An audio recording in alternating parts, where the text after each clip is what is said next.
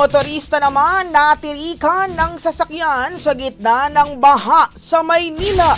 Brigada Ann Cortez, ibrigada mo! Brigada Live Report. Na-stranded ang ilang motorista sa bahagi ng San Marcelino Street, Ayala Bridge, Manila matapos nga na tumirik ang kanilang sasakyan dala ng baha. Ayon kay Kuya Francisco Balagbag, mula alas 3 pa nga lang daw ng madaling araw ay naghihintay na sila ng tulong sa lugar.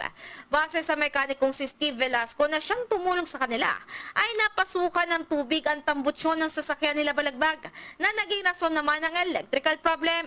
Sa kabilang banda, isa rin si Kuya Bernard Molihon sa mga nakaranas ng parehong problema.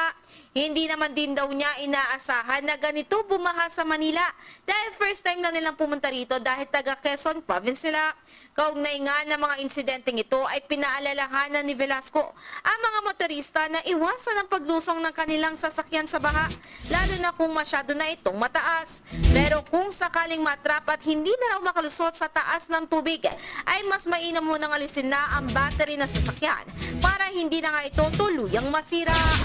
In the heart of changing lives, ako si Brigada Ann Cortez ng 105.1 Brigada News FM Manila, the Music News Authority.